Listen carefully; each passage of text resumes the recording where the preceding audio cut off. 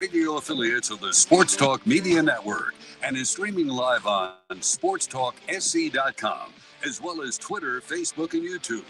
The South Carolina Education Lottery lucky number to call in is 888-898-2525. That's 888-898-2525. Now, here are Phil, Chris, and Pat with tonight's edition of Sports Talk. And good evening, everybody. Welcome into this big Thursday night edition of Sports Talk here on Sports Talk Media Network. Welcome in. Hope you've had a great day. Glad that you are joining us here tonight on Sports Talk. We have got a very busy show. Chris Bergen is in Jonesboro, Arkansas.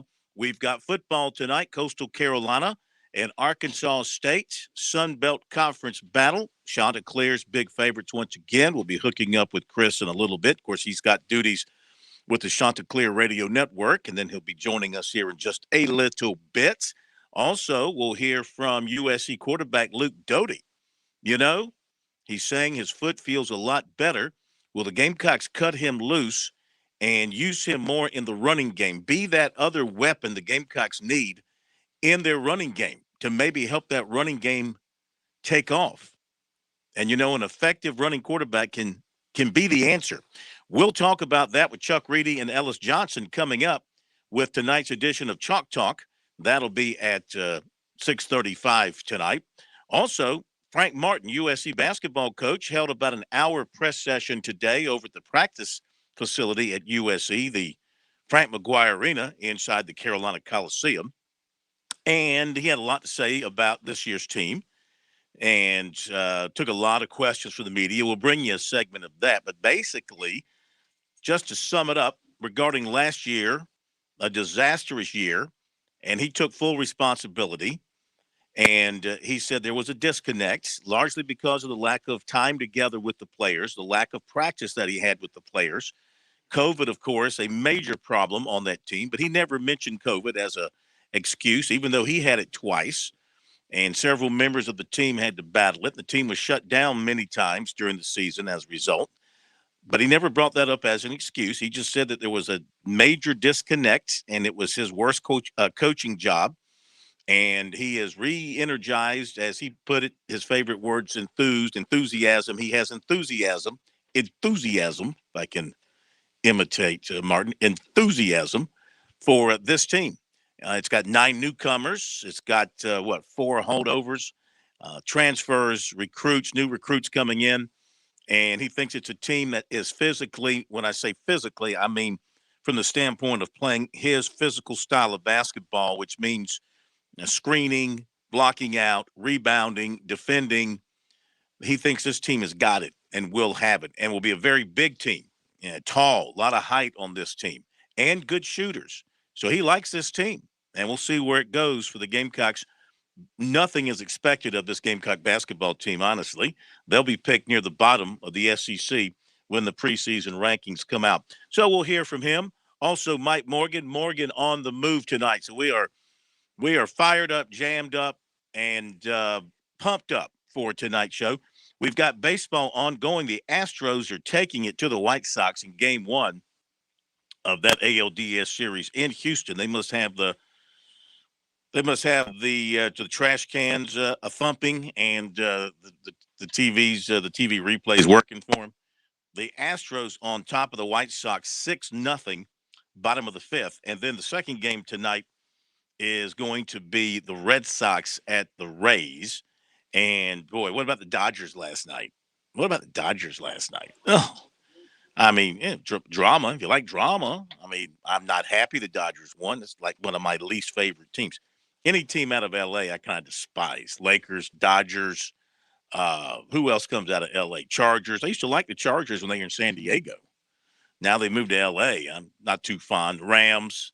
Anyway, that's a nice win for the Dodgers. They found a way, and so they advanced to the NLDS. And, of course, the Braves will play Milwaukee beginning tomorrow. And the Dodgers and the Giants are going to meet up. That's pretty cool. The divisional rivals there. We got divisional rivals in the American League with the Red Sox and the Rays. So we're off and running with the LDSs for the two leagues. Let's head out to Jonesboro Arkansas, Coastal Carolina, getting ready to take on Arkansas State tonight. That's the Red Wolves, if I'm not mistaken. Chris Bergen is there preparing to do his thing with the Chanticleer Radio Network. Good evening, Bergie. How are you? Doing well, guys. How about yourself? And if I'm not mistaken, Phil, is this not the first time the Dodgers and Giants have ever met in a postseason series? Smitty gives me the thumbs up. Smitty's in the house tonight, too. We have all the honored guests here. So he gives me the thumbs up, which is hard. Well, I guess when their days in New York, they were both in the National League, right? So they couldn't meet in a playoff unless it was a one-game playoff to win the National League pennant. That one time where they played to win the pennant, was that a playoff game or was that a regular season, last game of the regular season? You know, the very famous, was that 57? Was that a one-game playoff, or was that the end of the regular season? Historians, help me out. Yeah. All I know is the call. Giants win the pennant. The Giants win the pennant. Yeah, that's what I'm saying. That was Bobby Thompson. Right. And glad he's dead. And well, Smitty, that does not sound like you, Smitty. I love Bobby Thompson. He's a great player, and I respect him. He's dead. Yeah, I'm just kidding around. But you do know the Giants cheated that day, very much in the way the Red Sox cheated a few seasons ago. They had someone with binoculars sitting in center field that was relaying the signals to their dugout. So you're saying that the Dodgers should have won that pennant? No, not necessarily. I guess it would have gone to extra innings, I guess is what you can say. But that's but Bobby Thompson, I do, like everybody else, he was a great guy and a great ambassador for baseball. It's just a tough day. And I grew up on those stories. I was taught that all the players for the Giants were gargoyles and all the players for the Dodgers were angels. That's how I was brought up. You are a deep-rooted Dodgers fan. Very much. And I was always taught that all those girls that Steve Garvey had chasing him around were all church-going, that they all had attended the same church together. And it's all confusing about that those weren't his wife. Thank you, Smitty. Thank you for breaking in. Stephon Gilmore says he's fully vaccinated. Breaking news. Stephon Gilmore with the Panthers says he's fully vaccinated. Back to Bergie now in Jonesboro. So what's the status with the Chanticleers getting ready for tonight's game? How's QB1 looking? Grayson McCall should be fine. Phil should be ready to go. The interesting story, the team, when they were coming over here to Jonesboro, of course, we flew into Memphis last night, spent the night in Memphis, Tennessee, because there's not really a football functioning hotel that you can stay in Jonesboro. It's not a very big city here in Arkansas. It's about an hour from Memphis. So we spent the night in Memphis and then came over here. It's about an hour or so drive from Tennessee here to Jonesboro, Arkansas. Somehow the team got misrouted, and they normally try and arrive about 2 hours before kickoff. They got here shortly before 5 o'clock local time, so about an hour and a half before kickoff. Will that have anything to do with tonight's game? Doubtful, because the one key factor is Arkansas State can play zero defense and Coastal can. Both these teams can score. As a matter of fact, Arkansas State's averaging about 32 points a ball game. Their problem has been they're giving up 46 an outing. And in their last two games alone, they've allowed 100 points. And Coastal's given up 9 in their last 2. So it looks like a mismatch on paper. We'll find out at 7:30 Eastern time if it actually is so on the turf. Beautiful facility here, Centennial Bank Stadium. Seats about 30,000. I don't know what kind of crowd they're anticipating, but this is, when the game kicks off tonight, Coastal will be the highest ranked team at number 15 in the AP poll to ever play here. So you would think their fans are probably pretty excited about this opportunity. You would think. How's the weather? Anything there going to play a role in this game? Only problem you might have with the weather is a little bit of a cross breeze blowing at about 10 to 15 miles an hour, but it's mostly sunny. Temperatures right now around 80, should drop into the 70s as we get into game time. So another perfect night for football. Coastal, I don't know what, God has certainly smiled on this team with regards to weather, because they have had 6 now perfect weather nights for football. Yeah. Anything you went over, generally speaking, the numbers for Arkansas State, any individuals in particular people should be keeping an eye out on? Well, one name I think that will jump out is Blackman, the transfer quarterback from Florida State. I think most people will remember him transferring here to Arkansas State. When Mackenzie Milton stepped on campus at FMU, he sort of saw the writing on the walls. And so James Blackman is now one of their two quarterbacks. They actually play two. Lane Hatcher is the other. He's actually returning for them. They've done the dual quarterback situation for years. They do have a new head coach. He's somebody I think most people recognize, Butch Jones. I got him confused the other night. I was saying for North Carolina, I was thinking of Butch Davis. Butch Jones, of course, the former Tennessee coach. And now in his first season here at Arkansas State, he's inherited a really, really good offense. He's just got a lot of work to do defensively for them. All right. So what is ahead for you over the next half hour, 45 minutes? When do you go to work for the Chanticleer Network? Well, we've already hit the air down along the Grand Strand, and it goes to ECUsports.com. My duties don't take place until right about kickoff with the opening coin toss, and then I'll be on the sideline for the entire ball game. And then afterwards, get back to put my other hat back on and work for the Sports Talk Media Network on the ride back to Memphis, hop on a plane. We're supposed to get into Myrtle Beach about 3:30 tomorrow morning. So it's going to be a long, long evening for us all, but looking forward to it. It should be a lot of fun, especially a Thursday night game on ESPNU. Absolutely. Absolutely. Well, we'll let you go. Take care of your duties there, and we'll be looking for your post-game stuff on the website, SportsTalkSC.com. And, of course, people can listen to you on the Chanticleer Radio Network, wherever they can get that. And we appreciate you checking in with us, my friend. Absolutely, guys. Y'all have fun tonight, and we will talk to you tomorrow. You got it. All right, Chris Bergen on the scene. Jonesboro, Arkansas, Arkansas State, and Coastal Carolina. Can the Chanticleers continue to play impressive football, hold on to their national ranking? They're up as high as number 15. But here's the thing, guys.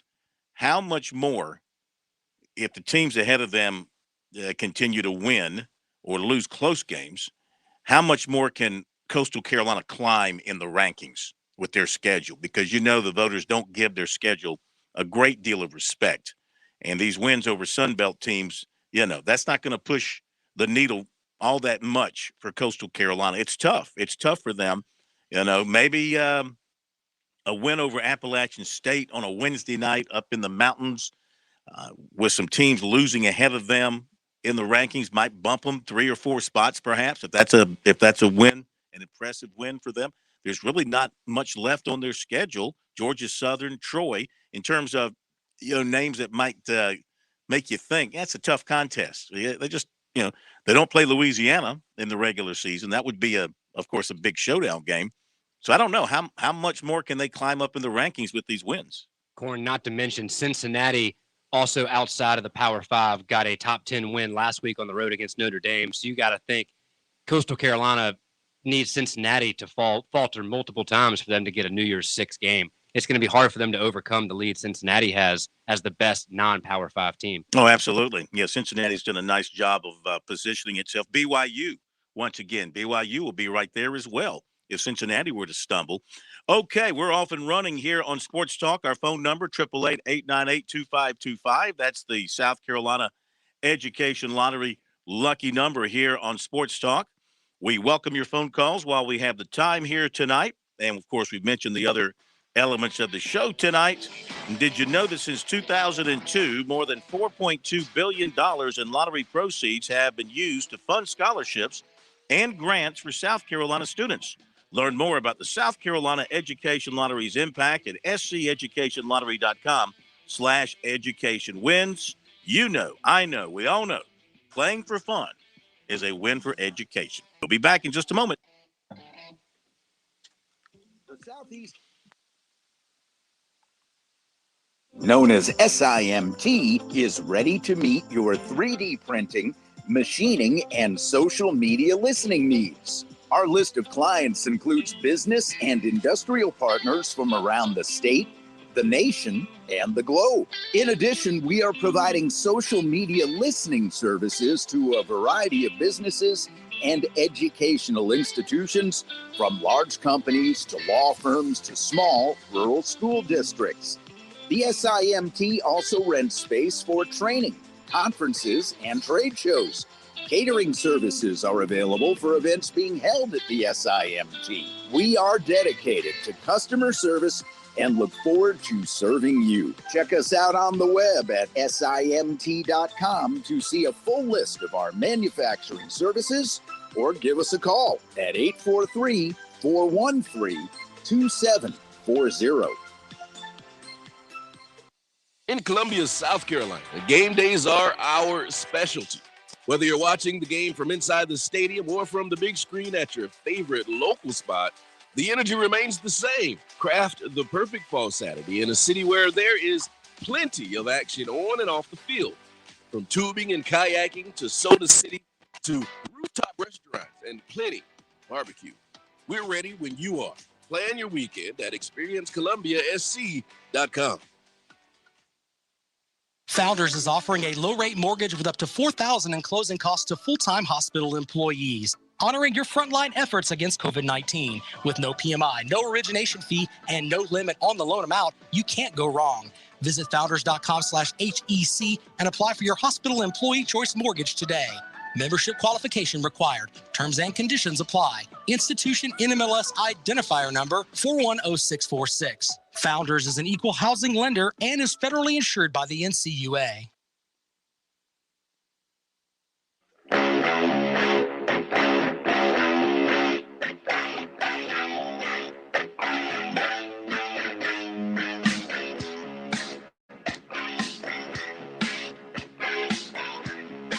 It's a Thursday edition of Sports Talk Media Network. Smitty is in the studios tonight. Pat Daniel is here. Pat's going to be gone tomorrow night. Aren't you, Pat? Yeah, Pat's going to be gone tomorrow night. Smitty will be in here tomorrow night. I'll be up in the Knoxville area, heading up for South Carolina, Tennessee. I'm going to drive slowly through the mountains so I can enjoy the beautiful turning of the leaves. Smitty, you've made many trips up in I-40 to Asheville and for the sole purpose of watching the leaves turn colors, haven't you?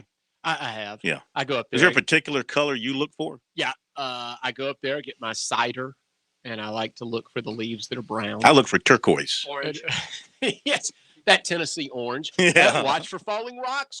You know what? Oh, yeah. You're right. It is a slow drive. Hey, for Gamecock fans going up, it can take a while. And a little car accident, a little fender bender can cost you 35 minutes to an hour. I can remember the years when I-40 was closed because of rock slides, and you had to take those back roads through the mountains. Boy, it really, really slowed you down. Looking forward to that. 888-898-2525. South Carolina, a 10.5-point dog to Tennessee. As I think about it, I'm going to take the points. I don't know if the Gamecocks are going to win, but I will take the points. I think, here I go again, I'm leaning on their defense. That defense, that's made up of a bunch of ball hawks. Now, I know they're going to be without Roderick to open the first half because he's got to sit out because of the suspension. But I still like their defense and creating some turnovers. They've got to be stout against the run game. Tennessee's really going to try and mash them with the running game. They're going to go fast. On average, Tennessee is running a little over 2 plays per minute so far this season. That's how quickly they're getting up to the line and getting the ball snapped. So the Gamecock defenders are going to have to be quick on their feet, quick off the ground, and get set up. And how they're going to get those defensive signals in and get everybody lined up, I'm sure they've been practicing on that all this week. So I'll go with South Carolina getting the 10.5. I don't think they're going to win. I don't know if they can generate enough points, but I think their defense can give them a chance in the second half. And historically, of course, this has been a very close series over the last 13 years. And if Doty is more mobile, if they can get him outside the pocket and on the edge, and he can make some meaningful runs, or if they can drop him back in the pocket and catch Tennessee in coverage where defenders are running down the field and he can scoot up the middle and find open acreage, then I think that could be very effective for the South Carolina offense. I can see that happening. But they've got to play much better on the line of scrimmage, and receivers have to catch the football. They can't have a bunch of drops. And again, the defense just has to kind of continue doing what it's been doing for the most part, because they've been pretty good against the run. And like I said, been forcing turnovers among the best in the country. 14 turnovers the Gamecocks have produced to this point in the season. So all those are positives for the Gamecocks going into this ball game. Astros up 6-0 on the White Sox. They're in the bottom of the 6. We'll keep an eye on that for you. In the meantime, let's go to Wes in Florence. First up tonight here on Sports Talk. Wes, welcome in. How are you, sir?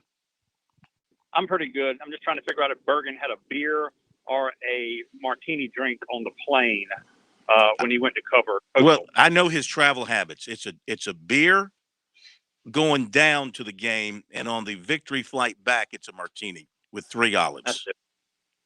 2 things. One, he gets an olive. He gets an olive for each time they throw it down to him to comment during the game. So usually it's about a 3 olive drink. Well, it's a major wreck on the Slow Petey River on the way to Marion from Florence. If you're going to watch the game tonight, backed up about 2 hours. No way. What's the problem? It's a multi-car accident. One of them's on fire. My question, I talked to Bergen about this earlier, and I'm real quick. It's on fire. I'm going to ask you real quick. Doty was a lifelong Clemson fan, and he wanted to go to Clemson, but didn't offer him because they had DJ. My question to you is, do you think Doty would have better success at Clemson if they would have taken him instead of DJ? I mean, that's speculation. Look, I don't think Clemson's offensive line right now as a whole has been playing that much better than South Carolina's. Would you? I think you'd still find some issues back there. They've had a hard time protecting Uiagalelei, and he's still – I mean, you got to remember now his progress has been set back because of that foot injury. Take away the foot injury late in camp, and he's 100% healthy all the way through, and he's getting all those snaps, and they're able to do everything that they want to do with him, which is why they think he's the best chance for them at quarterback. His numbers and his effectiveness and everything else might be completely different to this point in the season. Let's see how he does against Tennessee. I think the Gamecock offense can have some success. This Tennessee defense is, they're okay. I think South Carolina's offensively can have some success. The big concern there is, can the Gamecock defense stand up to this Tennessee offense? And I know that they played a miserable defense last week in Missouri. Missouri just apparently pitiful on defense, especially against the run, but they still went out and did it. And the guy you got to look out for, is the kid from Hartsville, Evans, had 3 touchdowns rushing last week. That guy, and I covered him on Friday night. He would just glide through people when I was shooting football, and he was amazing. And I can't believe he didn't get like a D1 offer from one of the 2 schools in the state, or even Coastal. Well, he did. He had one from South Carolina. But I remember him telling me that he wanted to get out of the state of South Carolina, that he and his family decided that staying in South Carolina was not what they wanted him to do. And see, now, if he was from Latta, he'd have stayed in Syracuse. People from Latta never leave, except for Conan Gasquet. He left. But everybody else from Latta stayed here. Well, he went looking for the gold. He found the gold in Alabama. Well, that's true, too. Last thing, people don't realize DJ really, if Trevor doesn't get COVID last year, DJ's basically starting this year as like a freshman. I mean, I know he's a sophomore, but he hadn't really started a lot of games. I just think it's taken him time to kind of click. And I want to know, before I hang up, your cornism, if you're sure that they're going to score 40 a game and 300 yards. No. I didn't say 40 a game. What? I said 27 a game, but would average over 400 yards and about 27 points a game. I thought you said 30 a game. No. I'm going to have to go back and listen. I could, I didn't want to put myself on the limb too much. I thought 27 was a good, safe number. If I can go to Vegas and put money on that, and I'll come back a winner, you think? I think you would. I hope so, because I really would like to see them at least kind of get through the rest of the ACC. I know NC State's got to lose 2. NC State's got to play Wake. So, if Clemson goes undefeated, Wake goes 1 loss to Clemson, and NC State loses that one, then I guess it's up to whoever's higher ranked in the polls, or however that works. But anyway, you guys have a good show. Make sure somebody calls Bergen and wakes him up before the game starts tomorrow night. You guys have a good one. No, the game's tonight, dude. Game's tonight. All right. Yeah, I'm sorry. All right. I keep forgetting. Dude, my days are all over the place. Right now, it's Thursday. I keep thinking it's like Tuesday. So I got you. I'll talk to you later. Well, you be safe out there. Thank you very much for the phone call. No, Bergie's wide awake. He's ready to go to work for Coastal and Arkansas State tonight. All right, thank you for the phone call. It's the bottom of the hour. We'll come back in time to dial up Chuck Reedy, Ellis Johnson. Tonight's edition of Chalk Talk is right around the corner. Be right back. On Point Weather is made possible by our friends at Palmetto Citizens Federal Credit Union on 107 The Point. Here's tonight's forecast. We are locked into that same pattern for yet another day. We'll have a cloudy low this evening of 69. Tomorrow, more of what we've had. 60% chance of scattered showers. The high is 77. Now, for the weekend, less chance of rain Saturday and Sunday. Sun might even make a brief appearance, but more clouds and sunshine as highs reach the upper 70s. I'm Kevin Corr with your on-point local weather. Hey, Tiger fans, it's not too late to purchase your Clemson football tickets. Lock in your seat for one of our remaining home games by visiting ClemsonTigers.com/football tickets. That's your one-stop shop for tickets, schedule, and game day designations. Be sure and act now as tickets are going fast. So come back home to Clemson, and we'll see you in Death Valley cheering on our Tigers. That's ClemsonTigers.com/football tickets. With SRN News, I'm Keith Peters in Washington. Stocks closed higher on Wall Street Thursday as investors welcomed progress in Congress's standoff over extending the federal debt ceiling. A temporary extension will give lawmakers more time to reach a permanent solution. The S&P 500 rose 0.8% and the NASDAQ composite gained 1.1%. Pfizer gained 1.7% after asking the U.S. government to allow use of its COVID-19 vaccine in children ages 5 to 11. The number of Americans applying for unemployment benefits fell last week as the job market continued its steady recovery. The Labor Department will release a more detailed employment report for September on Friday. Looking at the numbers, the Dow up by 337, the NASDAQ rose 152, the S&P advanced 36. More details at srnnews.com. When I suggest a local business, it's usually something you'll need if something goes wrong. What about when it's not a problem, but a reward? I'm talking about the team at Mint Landscapes. For me, it actually was a need and a reward. We had a big concrete slab. It was all cracked and nasty. Brandon from Mint Landscapes comes out. He puts down these incredible, beautiful pavers. And now what was an eyesore is an area I want to actually show off. Want some stunning hardscapes done at your home? Call Mint Landscapes. 629-2924. 629-2924. Are you looking for free checking and free savings? Dave Ramsey here, telling you to go see my friends at Palmetto Citizens Federal Credit Union. They're not a mega bank that's so big they lose the ability to treat you like a human being. At Palmetto Citizens, you're not just a number, you're a member. Join today at any of their 14 locations or at palmettocitizens.org. Federally insured by the NCUA. Deer season is here and we all want to be successful, but our safety should come first. A simple way to stay safe is to wear Blaze Orange as you walk to and from your stand. Probably the best way to stay safe is to wear a safety harness. Put it on, hook it up to a lifeline, and let the tree keep you safe from a fall during your hunt. Lastly, always use your binoculars and not your rifle scope to look at and identify things while you're deer hunting. Woods and Water, South Carolina, your host Roger and Taylor Metz want you to be around to enjoy many deer seasons to come. Just remember, the accident you might prevent, the life you might save, just might be your own. Hi, this is Michelle Arnold, your host for Travel Buzz, every Monday from 9 a.m. to 10 a.m. on 100.7 The Point. We're here to make your travel dreams a reality. That's Travel Buzz every Monday morning at 9 on The Point. Is that crack in your windshield or your house bothering you? Have you been meaning to have it replaced but just can't find the time? Call Absolute Glass, voted Lexington's best glass shop for 12 years in a row. We repair and replace glass on all makes and models. We're the only local high-end auto glass specialist in the Midlands, and we'll come to you to make the process quick and easy. With new technologies and vehicles, we can recalibrate your vehicle back to new. Visit AbsoluteGlassInc.com to learn more about our auto, home, and business glass services. Just remember, if you can see through it, we can do it. Keep fighting the spread. Wear your face mask. Stay 6 feet apart. And get vaccinated. Join us and fight the spread. Visit scdheck.gov/vaxfax. Have you fallen behind on your taxes and might be facing IRS penalties? Have wage garnishments, levies, or liens? Have unfiled tax returns? You want someone local and qualified. Don't fall for those national spots. Meet with me, Teresa, at Capital City Professional Services, and let me help you through your tax maze. I can help with all your tax resolution issues. There are options to get you back on track. Call Capital City Professional Services, 400-8683. That's 400-8683.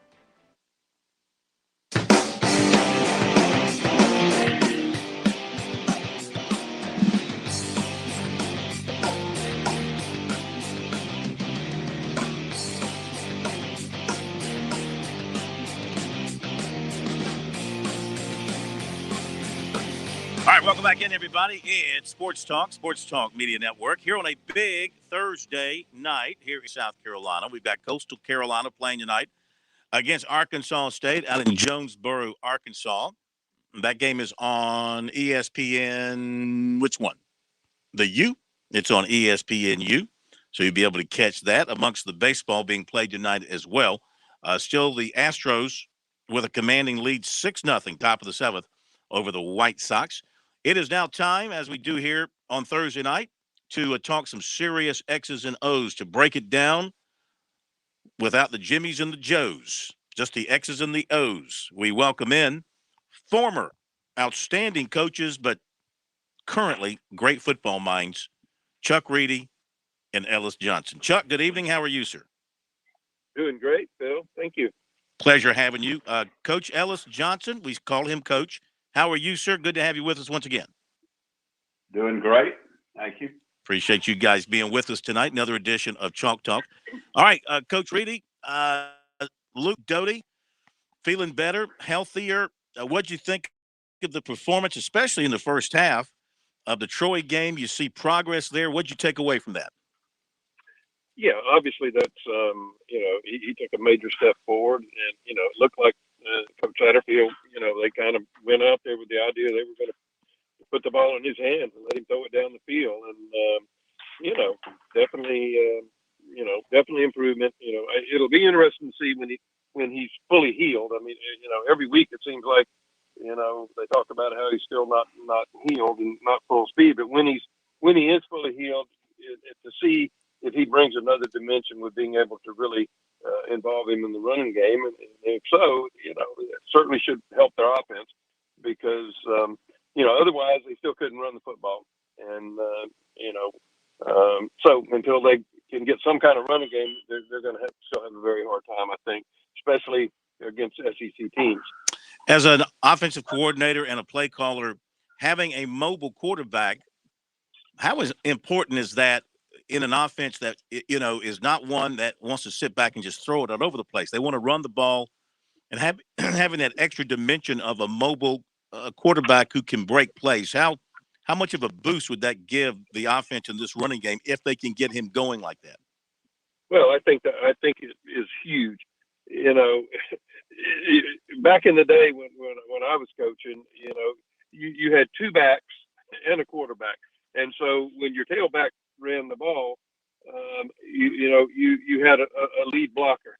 Now with one back offenses, the ability to have the quarterback as a runner and then your other back as a lead blocker, gives you, a totally, it's a whole different concept. I mean, and it has got to help them. And again, I don't, I've always heard that, his biggest asset was his ability to run, and it'll be interesting to see when he does get back full speed how much he can run, but it's got to be helpful to their offense. Yeah. Ellis, what do you think of South Carolina overall, especially the defense? They continue to produce turnovers. They continue to score on defense. Should have had two defensive scores. They had a little brain cramp there by Jamar Brown. But what do you think of the play of their defense against Troy and moving forward?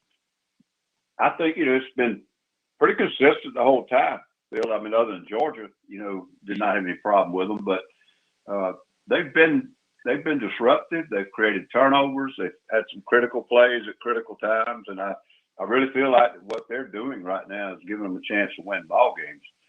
I think I used the word toss-up last week about this game, and I think you look at what the statistics were, and it pretty much was. Mm-hmm. Carolina made some critical plays late in the game and were able to take the ball away. Take the game away. But on the other hand, Troy, this is not an SEC team. They gained over 300 yards. They had more rushing yards than the Gamecocks, and they were better on third down. Actually, there were a lot of things that say this was a good game, a good win, thank goodness. But this is not what they're going to be dealing with the rest of the way. Yeah. What about this matchup, Ellis, from a defensive standpoint with Tennessee? Of course, they went up and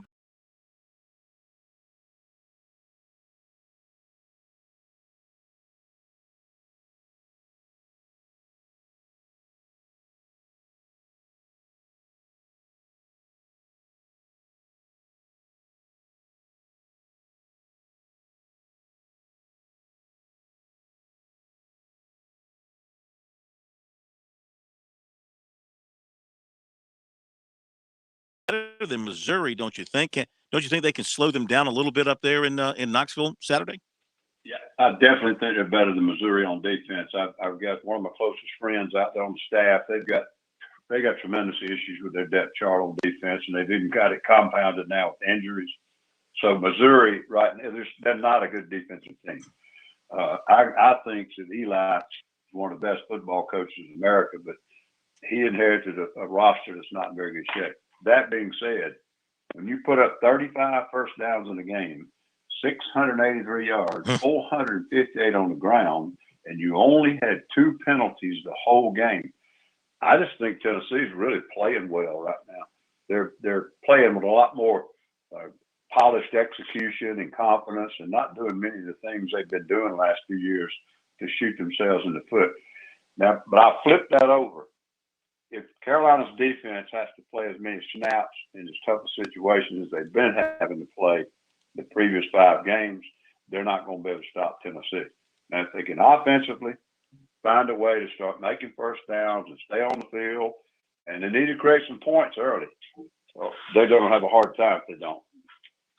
Yeah, Chuck, I mean, South Carolina's issue is on offense. Well, they want a better running game, but I mean, they're getting in the red zone, and their red zone scoring is among the best in the country, but they're kicking field goals. Now, they're not among the best in the country when they get in there with touchdowns. I think they're like 14 trips in with 7 touchdowns. That means they're kicking a lot of field goals.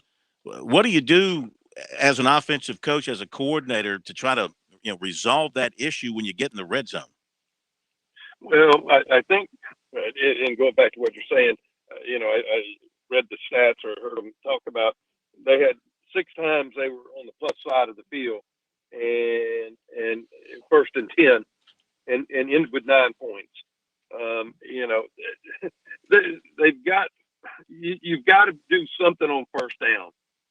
So whatever their first down calls are, they've got to find some way to at least be on schedule on first down, because that's what's killing them. I mean, they're ending up, in 3rd and longs, and and that's why they were 4 for 13, on 3rd down conversions.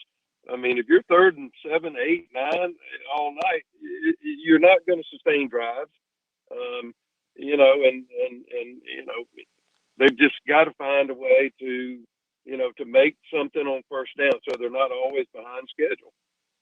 Have you, from your observation, have you been able to notice any tendency on first down for them in the red zone that they need to get away from? Like, are they trying to run it on first down and then finding themselves behind the sticks, or trying to throw it? It's been incomplete. What have you noticed?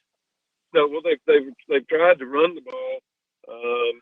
That's what they have done, and then they ended up 2nd and 10 or 2nd and 9. The other night they did try to throw the ball on first down, and then they ended up incomplete. They ended up 2nd and 10 again, and then you come back, you get 2nd and 10. Well, what are you going to do? You're going to throw it again and then throw it again. So if you're 2nd and 10 with an incomplete pass on first down, your thoughts are you want to try to run the ball on 2nd down and see if you can't get it back down to a manageable 3rd down. And so it's just but it's all first down is the key. And, I think Ellis would agree to that. From a defense perspective, first down is the key, because if you're behind on first down, then your 2nd and 3rd down calls are always going to be tougher. Visiting with Chuck Reedy, Ellis Johnson, Chalk here on this big Thursday edition of Sports Talk. Ellis, as you kind of look at Tennessee and that situation up there with Josh Heupel and what he's got going there now early on. I mean, he's just in his first year, and he's got a little bit of excitement going up there in Knoxville, at least based off what they did last week, and they've scored a lot of points in most of their games. I don't think they scored all that much against Florida, but what about that job and what he might be able to do there? You think this is? I mean, they've been wandering through the woods of coaches here since Fulmer retired or was forced out, whatever you want to call it. Have they settled on the right guy? You think they've got the right guy? Well, I think it's too easy to tell, because I'm not concerned about play calling and how you warm up. It goes down to recruiting. So we'll see how he recruits. If he gets back to bringing the kind of players like Peyton Manning and some of those guys, and he'll be a great coach. But that's going to be the thing that tells. But I will say this: at this point, they look like they're functioning better. They're playing better. They're executing better. They're not shooting themselves in the foot. They may not have the roster that some of the other teams have, and occasionally they might lose a football game, but it's going to be based on talent from what I've seen so far. And I don't think Missouri was a good matchup. They're really having some issues right now with injuries and things. But Tennessee, to me, looks like a better football team than they did 12 months ago. Yeah. Ellis, Georgia continues to roll along, and, it looks like we're heading towards maybe a showdown with Alabama in the SEC championship. I say maybe because they still they have to go to Auburn this weekend. Is this a dangerous game? I mean, obviously, going to Auburn anytime is going to be 88,000 there. They're going to be going crazy. And Auburn's coming off a really nice road win themselves. What do you think of this matchup? Is Georgia just that much better? They can go into a place like Auburn and take care of their business with relative ease? I think they really are, Phil. I was on a show this morning out of Tuscaloosa, and a lot of this came up. And I really feel like right now there are only two teams that could beat Alabama or Georgia, and that's Alabama and Georgia. If they continue to play well and take care of their own business, they're going to keep winning because they're just that good. There could be a tough game at Auburn. It is a hard place to play.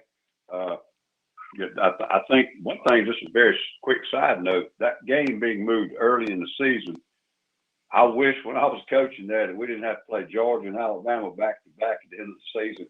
And if you were lucky enough to survive it the next week, you had to go play the best team on the other side of the conference. So I tell you, Auburn, year in, year out, their schedule is as tough as anybody's. But anyhow, this game, I think Georgia's that much better than they are right now overall. Bo Nix did play better down at LSU. Did some really good things late in the game. Got them a win. That's a tough place to play. I don't care if LSU's struggling or if they're good. That's hard to play down there. But I think Georgia's that much better than Auburn. And unless Georgia beats Georgia, they're not going to lose another game. And I'm assuming they've got Daniels back at quarterback. I mean, they put 37 on the board with their backup against Arkansas. Chuck, the heat, I guess, is turning up under Jimbo Fisher and Ed Orgeron. It doesn't take long in the SEC to go from the penthouse to the outhouse, apparently. What do you think is going to happen at those two places? I mean, I guess you got to wait and see how the season plays out, but those two could take some more lumps here down the road.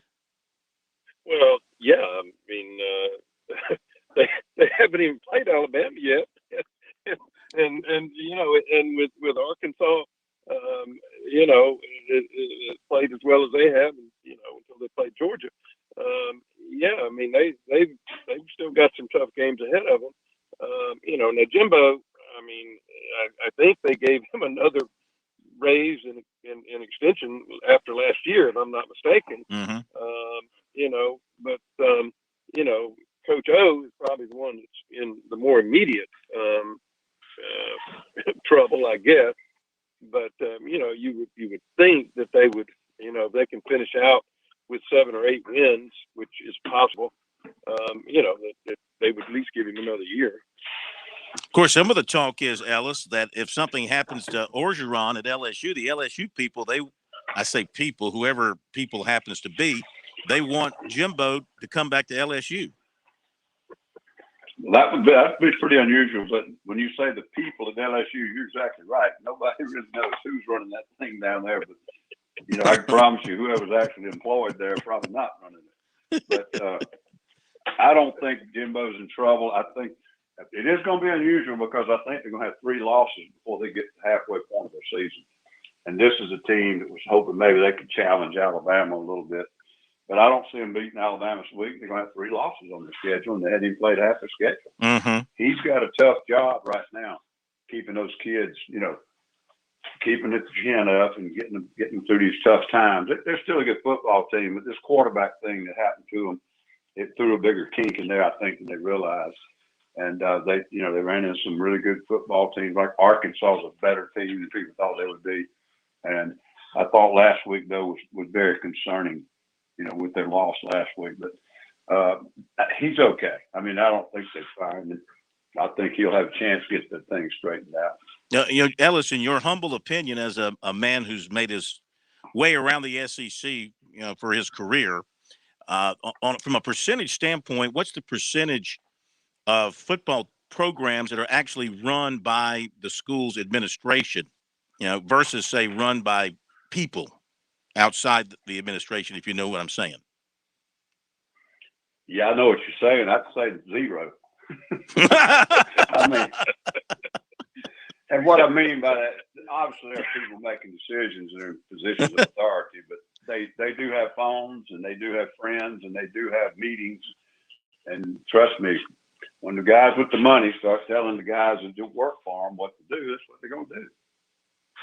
All right, let's touch on Clemson. I kind of let the Tigers slip here since they're off this week, but we need to touch on them pulling out that win, Chuck, over Boston College, and they got a break late. The fumble there by the quarterback on the snap looked like BC would have been able to take that thing in and might pull that thing out. But I thought I saw an improved offensive line, an improved quarterback, and a better running game from them against BC. What'd you see? Well, I thought that I really liked the 2 running backs. I thought they made a big difference. I mean, those 2 guys did more than what I had seen in the previous games, and so that's going to help them. Quarterback was still hot and cold. He did run the ball more, and they're going to have to do that if they're going to be successful. But if you think about this, they were +3 in the turnover margin, +3, mm-hmm. and they're hanging on at the end of the game to beat Boston College at home by 6 points. That's not a very good look. I mean, when you're at +3 turnover ratio, you should win every game, and they're hanging on at the end, to win. There was a little bit of improvement, but even in the running game, they got 59 on one play. You take that away, and they're still back in the low hundreds as far as what they ran for. So they still got a long way to go. And I don't know, the quarterback, he can sling it and all that, but he's still not real accurate. And I don't know. I don't know how you teach accuracy. I mean, you can improve their footwork and all of that, but he's just very, very inconsistent. And we're 5 games in. Mm-hmm. The guy from Alabama, he's a freshman. He hadn't had any problem with it. When Trevor Lawrence was a freshman, he didn't have any problem with accuracy. So I just don't know if this is something that's going to continue to be a problem for him. I don't know. Yeah. But still very inconsistent. Yeah, Ellis, I guess it's safe to say now that with the body of work we've seen on Uyanglele, I mean, he's a talented kid, but he's not the natural like Bryce Young or Deshaun Watson or Trevor Lawrence, who could just walk right in, take over an offense, and just use their skills to elevate that offense. He's just not that quarterback. Yeah, but they said he was, and that's what's causing a lot of this issues, that they built him up to be that. Mm-hmm. And maybe they thought he was, and maybe he will be one day. But right now, it's obvious he's not. But I do think this, and I think Chuck would agree, he's not playing that well, but he doesn't have anything close to the surrounding cast that Watson and Trevor had around them. And I think that once your protection breaks down a little bit and your running backs can't get you into 3rd and shorts or, break a run or something like that, all that pressure starts coming back on the quarterback. You have to win the game. You have to make 10 critical 3rd down throws for them to win the game. And that's a lot for a freshman. But his ratings have been in the 30s the whole time. I mean, Luke Doty was in the 30s. But I don't know. I just, the first game I saw him against Georgia, I was like, everybody needs to back off of this kid. He didn't have any help, and he was playing a heck of a team. Since then, though, it seems like that either he is struggling or he's losing confidence in his teammates. Ellis, what you doing this weekend?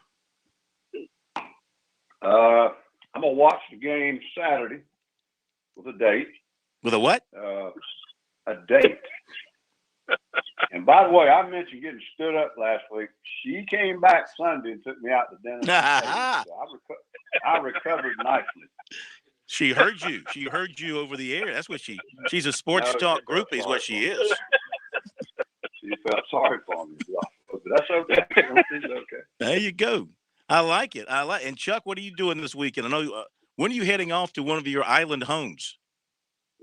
That will be the next week. But my wife, I'm going to spend the weekend with my beautiful wife, Phil, and in on Daniel Island. That's what we're going to be doing. Very nice. Well, you kids have fun while the rest of us are out there trying to earn $1. And so, Chuck, are we going to miss you next week? Is that what you're telling us, or do you have phone service there in Turkish? No. Next week we'll be here, right? Yeah, it'll be the week following that. Okay. Well, we'll they be do here next week. They do have phones work in Turkey, Botswana, yeah, they do. wherever you are. I know they do. That's not where we're going to be. We're going to be in Isla Mujeres, Mexico, and I'm not depending on phone service down there. Okay. All right. Well, you have a great weekend, and Ellis, you behave yourself. Yes, sir. Okay. Thank you very much.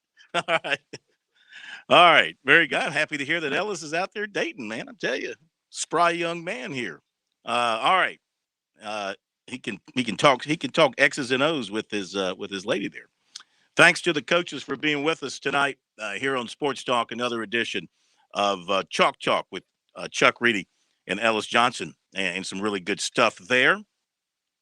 And I think that in both cases, South Carolina, Clemson, with some of these guys, they're sort of in like a wait and see mode. Let's see what they do here next couple of games. I do think, and Doty said yesterday, he said Tuesday. He said, and we may get to some of this tonight. He feels like his foot is as good as it's been all season since it got hurt. So he's as healthy as he's been all season.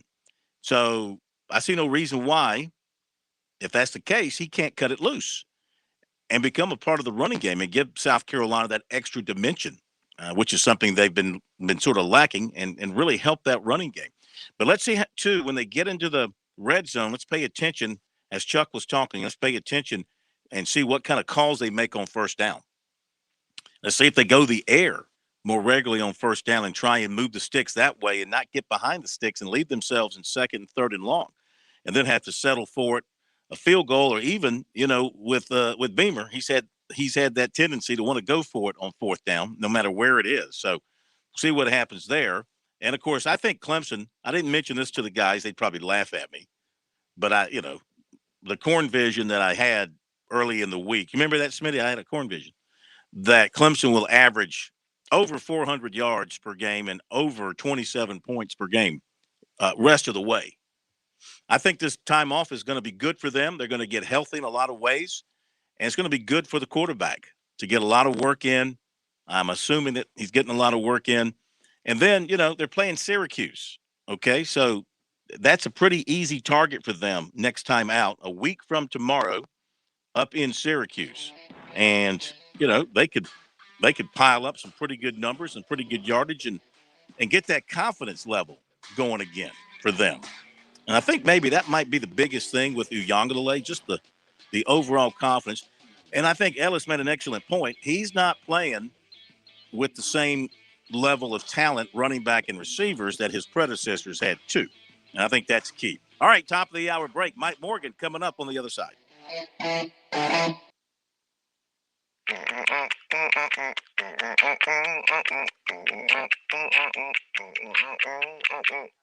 Someone will be right with you. The Point. WQXL Columbia, W264DF. Grills, outdoor kitchens, fireplaces. Summer sizzle starts with Bart. This is 107 The Point. Breaking news this hour from townhall.com. I'm Keith Peters. An agreement's been reached between Democrats and Republicans to extend the government's borrowing authority into December. Majority Leader Chuck Schumer. We have reached agreement to extend the debt ceiling through early December, and it's our hope that we can get this done as soon as today. Senate Minority Leader Mitch McConnell agrees. Democratic members and staff negotiated through the night in good faith. The Senate is moving toward the plan I laid out yesterday to spare the American people a manufactured crisis. McConnell made the offer of a short-term extension yesterday. The Central Intelligence Agency says it's creating a top-level working group on China. CIA Director William Burns calls China the most important geopolitical threat of the 21st century. Now the agency is creating a China Mission Center, part of a broad government effort focused on countering Beijing's influence. The Biden administration has warned of what it describes as rising Chinese aggression on a range of security and economic issues. At the same time, it sought common ground with Beijing on issues like climate change and North Korea. The CIA says it will ramp up efforts to recruit Chinese speakers. It's also creating a mission center focusing on emerging technologies in global issues such as climate change and global health. Ben Thomas, Washington. The Navy says one of its fast attack submarines struck an object while submerged in international waters in the Indo-Pacific region. Two officials speaking on condition of anonymity said the sub was in the South China Sea when the incident happened October 2nd. They said it was not hitting another submarine, and the incident was not publicly disclosed until Thursday to maintain operational security. In a brief written statement, the Navy says there were no life-threatening injuries and the sub remains fully operational. On Wall Street, the Dow up by 337 points. The Nasdaq rose 152. More on these stories at townhall.com. Tell me why Relief Factor is so successful in lowering or eliminating pain. I'm often asked that question. Pete and Seth Talbot, the father and son founders of Relief Factor, tell me they believe our bodies were designed to heal. The doctors who formulated Relief Factor selected the 4 best ingredients, 100% drug-free ingredients that each help your body deal with inflammation. Order the 3-week quick start now. Discount it to only $19.95 to see if it will work for you too. Call 800-500-8384. ReliefFactor.com. The United States has killed Osama bin Laden. Hours after that announcement, the White House leaked that it was SEAL Team 6 that carried out the operation. Al-Qaeda placed bounties on the heads of all Navy SEALs. Then just 3 months later, a U.S. Army helicopter carrying many from SEAL Team 6 and others. Anybody out there? We have a fallen angel, roger. Fallen Angel, Extortion 1-7. The story most Americans don't know. Watch exclusively at salemnow.com. Microsoft's Digital Defense Report shows Russia is responsible for a majority of the state-sponsored hacks it's detected in the past year. Microsoft says Russia accounted for 58% of the hacks, mainly targeting government agencies and think tanks in the U.S., followed by Ukraine, Britain, and European NATO members. The effectiveness of the SolarWinds hack, which mainly breaches information technology systems, boosted the success rate of Russian hacks from 21% the previous year to 32%. China, meanwhile, accounted for only 8% of the hacking attempts that Microsoft detected, but successfully broke into targeted networks 44% of the time. I'm Mike Hempen. The Food and Drug Administration is considering whether to allow COVID-19 vaccinations in children ages 5 to 11 using kid-sized doses. News and analysis at townhall.com. I'm Keith Peters. WQXL Columbia, W264DF. Grills, outdoor kitchens, fireplaces. Summer sizzle starts with Bart. This is 107 The Point. Diabetes, high blood pressure, anxiety meds, everyone's on them. If you're a 50-year-old male, maybe a bit beefy, or even with type 2 diabetes, $1 million of term insurance may only cost you about $200 a month. Affordable term life insurance is out there. Call Term Provider and speak with Big Lou at 800-481-1458. 800-481-1458 or visit biglou.com. Remember, Big Lou's like you. He's on meds too. Ooh, I like when you press that one.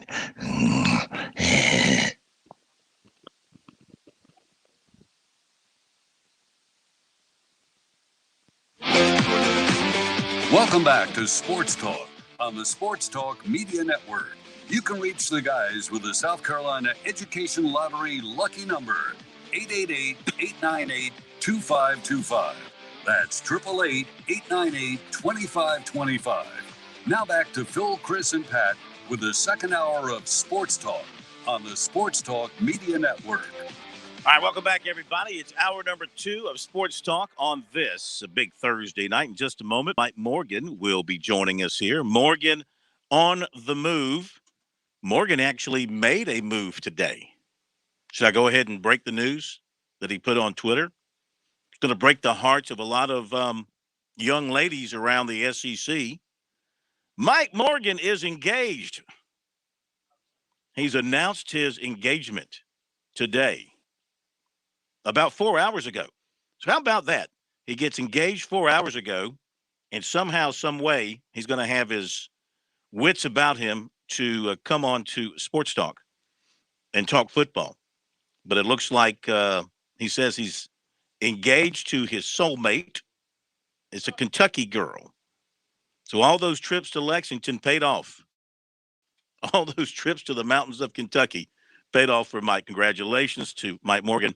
We will officially congratulate him once he joins us here in just a moment. In the meantime, pass along a few other notes for you. Tennessee's going to be wearing some special uniforms against the Gamecocks on Saturday.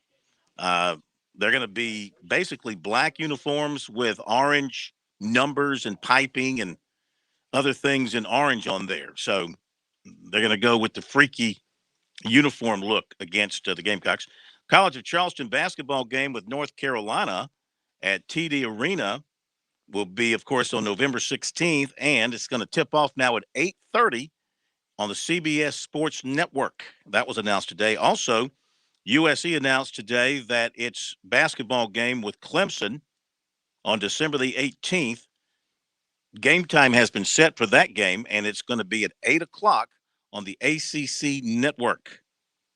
So I guess that's going to be up at Clemson on December the 18th. I do believe it's at Clemson. Yep.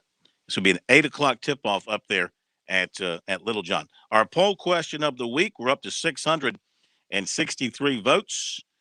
Which school will Oscar Delp, the tight end, select? And that will be coming up on Wednesday of next week, the 13th. 63% say Georgia. South Carolina's up to 30%. He's getting a little bit of a push here. The Gamecocks getting a little bit of a push here late. They're up to 30%, and Clemson is at 6.9%. But by and large, most people think it's going to be Georgia for Delp. It'd be a big upset for the Gamecocks if they were to get him. And the Touchstone Energy Cooperatives Bowl today announced the 88 players who have been formally selected and invited to participate in the inaugural Joanne Langfit Junior Showcase. That'll be on Friday, December 10th at Doug Shaw Memorial Stadium. The Skills Challenge is being conducted with the South Carolina Football Coaches Association and will feature the top players from the class of 23. Going to be held in conjunction with the Touchstone Energy Cooperatives Bowl to be played the following day on the same field. This is an invitation-only event that will be comprised of an electronically timed 40, timed 3-cone drill and shuttle run, vertical jump, broad jump, and bench press. If you go to our Twitter, we have tweeted the invitations, the rosters for that. All right, do we have Mike with us? Oh, we do. Okay, very good. So, time to welcome in the soon-to-be wed, already off the market, Mike Morgan to Sports Talk. Congratulations, Mikey. We just heard the news. Well, I'm already wed, therefore I'm already off the market. But thank you. Thank you very much. What do you mean? Like, oh, you had the wedding already? Yeah, I had it on Tuesday. Who gets married on a Tuesday? Someone who loves football. So wait a minute. You were not announcing an engagement. You were announcing a wedding. Yeah. Thanks for keeping up with my life here, Phil. You know, we do this weekly segment 52 weeks out of the year for the last, 10 years. You don't know that I've been engaged for a year. Well, I'll be honest with you. I was wondering the picture that I saw because it was, I think Pat came to me. He said, looks like Mike got engaged. And I said, well, let me see. And he brings me the picture. I said, wow. And I said, looks like I didn't say this out loud, but I said to myself, looks like she's in a wedding gown, which I thought maybe you guys were just, checking out the wedding. We were at a costume party. Yeah. It's all really a hoax. It's just, we're just going to, it's a Halloween bit that we're doing, and we're trying to see if we can fool everybody on Halloween. But we're getting a head start on the practical joke. Nice. Well, tell us a little bit about the new Mrs. Morgan. Well, I made a joke. I know you're not big on Twitter or current events or keeping up with my media. friends, right? Or keeping up with your friends or anything like that. If it's not recruiting, it's kind of out of bounds. But yeah, no, I met her, ironically enough, calling. I had a week where I was doing a Kentucky football and Kentucky basketball game the same weekend, and wound up going to Keeneland. This was October 2 years ago. Mm-hmm. Wound up going to Keeneland for the first time ever with a couple of friends. A good friend of mine, John Pesic, who used to be a great sales guy in radio back in Columbia. Well, his wife is from Lexington. They got tickets to Keeneland. I went to Keeneland. I met her there. Sparks flew, as they say. And we've kept in touch ever since. And obviously been dating for a while. And she's a huge Kentucky fan. As I joked on Twitter, I've expanded my SEC footprint now to Big Blue country. Yeah, very, very fortunate, very lucky. That's great. Well, congratulations to all of us here at Sports Talk. I'm sorry that I couldn't make the wedding. I think Tuesday I was at a press conference, so obviously I was at the Beamer press conference. So Yes. But the gift is on the way.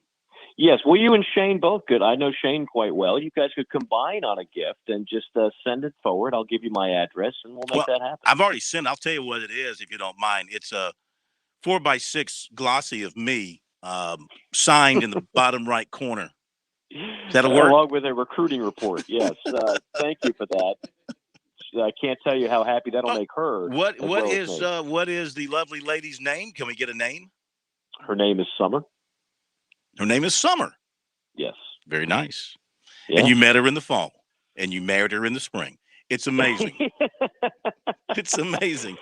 But who gets married on a Tuesday? I mean, really, I've never heard of anybody getting married on a Tuesday. I think that's so cool. It was intentional. I mean, I just had a game in Chapel Hill Saturday. Football's been pretty hectic this year, and really for me, people say, well, why don't you do it in the wintertime? Well, because I have 2 basketball games a week. Why don't you do it during baseball season? Well, because I have 2 to 3 baseball games a week. So the only other option was to wait all the way to July. We wanted a beach wedding. It's really hot down here in Florida in July, and we didn't want to wait any longer, so we did it on a Tuesday, very intimate, just very close friends and family, and not nearly as much commotion on a Tuesday, so it all worked out quite well. Yeah, and we still get to enjoy our football Saturday. Do you have a game this weekend? I do not. I am taking a weekend off. Yeah. But when I'm not working football, you know what I'm doing? I'm watching football, and she knows that and respects that as any good wife would. Those kind of women are hard to find. Those are keepers. She's a Kentucky fan. I promise you, she's keeping up with every Kentucky game the rest of the year, whether I like it or not. All right, before we go on, a note from Shane Beamer's radio show. Offensive lineman Jalen Nichols, he said, may not be able to play this week. Everyone else who was hurt, he said, Cam Smith, Carlinus Platel, others should be able to go against Tennessee. Want to drop that in there. So, I mean, I don't know how much of your mind's been on football over the last few days, but what do you take away from this past weekend in particular? You were at North Carolina Duke, so you saw North Carolina handle business. Are they getting better? Right. Are they sort of getting back to their preseason expectations? They are. I mean, Mac Brown told us point blank, like they kind of believed the hype a little too much. They were preseason top 10. You've got a Heisman Trophy candidate who some people think is a first-round draft pick, and he is awfully good. I mean, Sam Howell, like, it just goes to show you, when you have that type of talent at quarterback, like, for example, if you gave Shane Beamer a Sam Howell, and I'm not trying to, knock the quarterback stable they have now, but you have a bunch of unproven guys who may or may not be up to the task of being an SEC quarterback. But all of a sudden you put a guy like that. It's kind of like when you take Missouri and you give them Drew Lock, all of a sudden they're putting up ridiculous numbers on offense, even though they're not uber talented on offense. Sam Howell, who originally committed to Florida State, as I'm sure you know, and then got turned off by the Willie Taggart debacle and wound up transferring. And it just so happened he grew up in Charlotte, and he liked Mac Brown. You know, if he grew up in Irmo, he probably loved Shane Beamer and might be a Gamecock. I mean, that's how some of these things work out. But because he is that good, I don't think North Carolina's loaded. They got a really good wide receiver in Josh Downs, and they've got adequate talent on defense and adequate talent with running backs. But for the most part, they're all about a really good quarterback. And in college football, if you got one of those, you're going to win a lot of games that you wouldn't otherwise. What'd you make of Tennessee's big offensive day at Missouri? We all know Missouri is really, really struggling on defense, especially against the run. But I don't think anybody saw that kind of domination coming with the way they went out to Columbia and just took control of that game. No, and that's not really what Josh Heupel is known for. You go back to UCF, that's not what he did. Certainly not a ground and pound guy. And I mentioned Drew Lock at Missouri. Remember, Josh Heupel coached Drew Lock at Missouri, and they were throwing the ball all over the yard. But they don't have that kind of talent at quarterback. And, you know, as we always say, sometimes you got the good coaches adjust to your personnel. Well, your personnel is you don't have great quarterback play at Tennessee. But if you feel like you can ground and pound and maul somebody on the line that's not real good there, like Missouri, then do it. Just like this offense that you see for Carolina, that ain't what it's going to look like when you get the talent that you want to get in there. That's not what Shane Beamer was used to under Lincoln Riley at Oklahoma or some of the other spots that he's been. And I'm sure Clemson, you know, if they had Trevor Lawrence for another year, the offense would look a heck of a lot better than it has so far. But you know, that's what you're dealing with. And I think Josh Heupel is, the jury is still out on that hire. Like most hires, he was not the school's first choice. That happens seemingly everywhere now. Southern Cal, get used to it. It's going to happen to you when you hire a coach.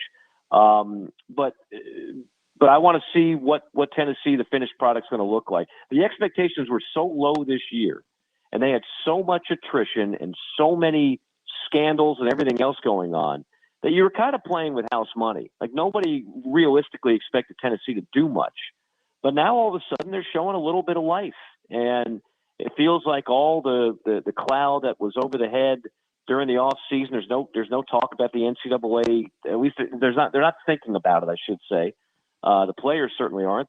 And they're playing better than, quite frankly, most of us thought they would. So that sets up for an interesting and challenging matchup on Saturday. Well, the Gamecocks are going up there, and they are hoping that Luke Doty is back to complete health, 100%. And they feel like, I'm thinking for them, they're thinking that a totally healthy Luke Doty would change a lot of things that they would do with their offense. What do you think, from the limited amount of time we've seen him, a little bit last year and then a little bit so far this year, if he's totally healthy with that foot, able to push off and take off and run at full speed with his athleticism, what do you think that would do for their offense? Well, it would certainly help, and it would help him. I think it would help him from a confidence standpoint, because he's not a particularly skilled passer yet. And when you're not that, if you have really good athleticism, and he does, you can still gain confidence because you're making plays with your feet, and that kind of camouflages what you're not doing.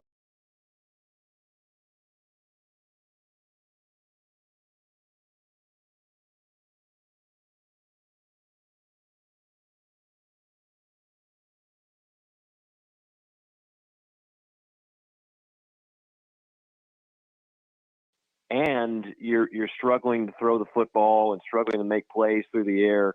You know, that's just a double whammy. So, look, I'm certainly not giving up on Luke Doty. I would have loved to have seen him healthy and get all those important reps leading up to game one and play those first couple of weeks and get all those valuable snaps under his belt. But that just hasn't been the reality. And so he's working behind a couple of 8 balls, one of which he's completely raw, 2 of which he hasn't been healthy, 3 of which it's a new offense that, you know, does not have star talent everywhere.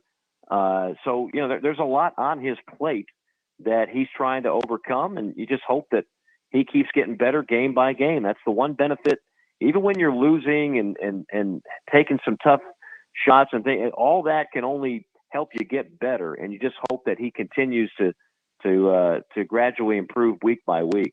All right, last thing, we'll let you go because we got to get to a commercial break. We have not gone commercial free here on Sports Talk, so we've crammed them back here to make room for you. Braves opening up against Milwaukee tomorrow night up there. So, what do you think of the matchup? I think it's a really good matchup. Milwaukee's the kind of team we don't hear nearly as much about. They don't get the hype of L.A., San Francisco, St. Louis. But they're uber talented. Their rotation is scary, and I know some of those names like Woodruff and Burns aren't household names because again you don't see Milwaukee much, but they've got the arms to make a deep run. So that'll be a very challenging series for Atlanta. I'm looking forward to it. Well, you enjoy your marriage week and honeymoon or whatever you're doing. Enjoy the weekend off. And we'll catch up with you next week. We might. Are you living in the same place in Atlanta? Yes, I'm still residing in Brookhaven, and as always, you're welcome to visit. Well, I was just there. Unfortunately, last week I was in Brookhaven for a funeral, so I didn't have a chance to stop by and say hello. But next time I'll come by and welcome the missus to the family. That's all she can talk about is I can't wait to meet this Phil Kornbluth character. Excellent. You have a great week. Thank you so much. Okay. Take care. Guys. All right, my man. So he got married. He didn't get engaged. He got married. Yeah. I thought it was weird to see the picture of the two of them, and it looked like she was in a wedding gown. I thought maybe she was just trying it on for the pictures. We got married on a Tuesday. Smitty, would you ever get married on a Tuesday? No. All right, we got to hit a break. We got bills to pay. Listen to our great sponsors. We're back in a moment.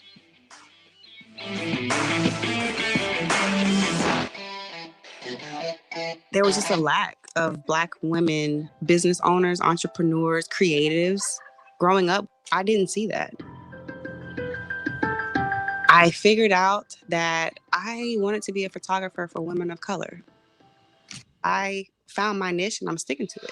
Each year, the South Carolina Education Lottery raises millions of dollars for scholarships and grants that help students prepare for their dream career. Just like Kristen, your passion is our purpose. I'm attorney Jim Corbett. I love sports, and I've helped people for over 30 years. Contact me at jim@jimcorbettattorney.com when the insurance company won't pay your claim or you have complicated issues. Some other business causes your business to lose money, jim@jimcorbettattorney.com. When you lose a relative and find out you got cut out of a will or don't get what was promised. When you have serious injury, like from a wreck or mishap or on the job, jim@jimcorbettattorney.com. Your home is where your memories live.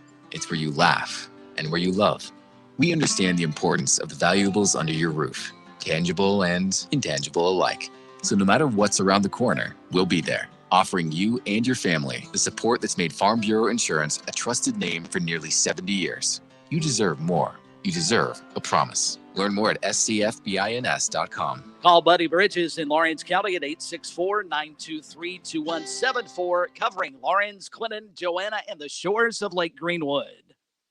All South Carolinians are now eligible for the COVID-19 vaccines. For help finding a vaccine location in your area, visit scdhec.gov/vaxlocator or call 1-866-365-8110.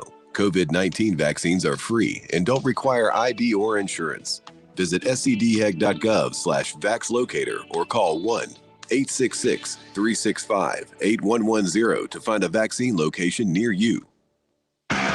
Hey, folks, mortgage rates have dipped to their lowest levels in recent history. And with home values up in many areas, now may be the perfect time to refinance your home. Whether you're looking to lower your monthly payments, free up cash for home improvements, or just pay off your home faster, a quick call to the one and only Stuart Wingo of Ameris Bank could save you money. If you're looking for competitive rates and exceptional service, call Stuart Wingo.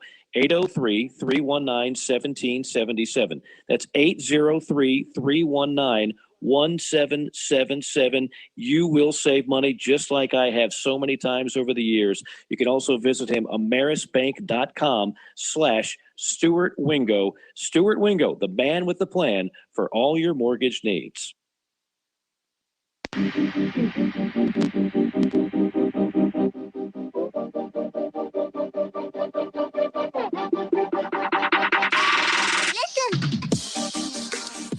right, let's give you the recruiting report on this big Thursday night on Sports Talk, brought to you by Seawells. Of course, tomorrow is a big Friday at Seawells. You know what it is? It's Roast Beef Friday.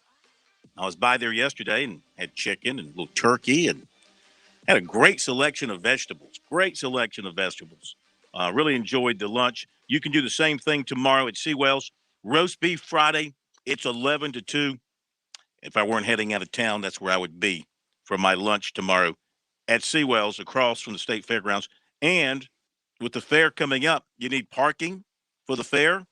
Check with Seawells about that. And also, if you're still looking for parking for Gamecock football, still have some spots available at their location, which is very convenient to Williams-Brice Stadium. And they offer, of course, the very best in the catering business for over 70 years. That is Seawells. 803-771-7385. Let Seawells make your event a memorable experience. And don't forget the luncheon buffet tomorrow from 11 to 2. It is outstanding. So in recruiting tonight, just to recap a couple of things from the last couple of days. Yesterday, defensive tackle Jamari Lyons of Melbourne, Florida, committed to Florida over USC. It was a battle for USC just to get into the final two. Trying to pull him out of the home state was going to be tough. He gave him a good look, but decided to stay home and play for the Gators. Clemson tight end target Josh Sapp, who was at Clemson Saturday. Of course, he's waiting on the offer once the Oscar Delp commitment to either Georgia or South Carolina is made. And it'll be one of those two, and most likely Georgia. But he's got some big news coming soon. He tweeted that out, so look for something there.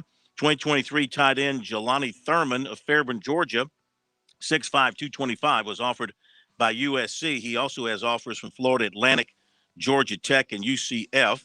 2024 tight end Landon Thomas, 6'4", 210 of Moultrie, Georgia, was offered by USC. USC offered 2023 athlete Neo Avery, 6'5", 230, Olney, Maryland.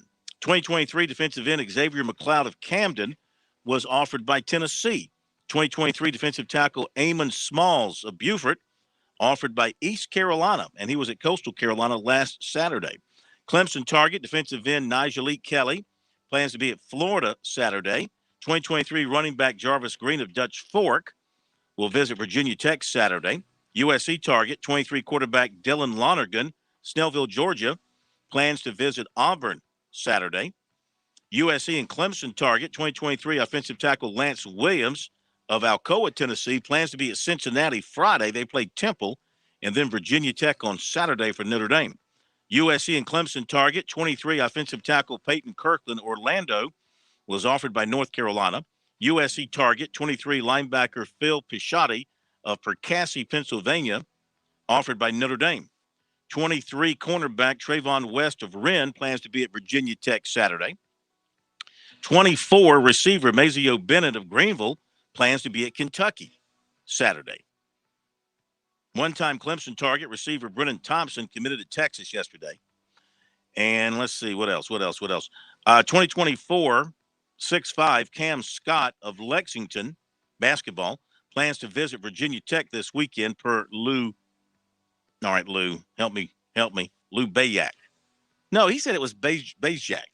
But you're saying No, Bergie says Bayak. But Lou, you go by what the person says. I think Lou said Bezjak.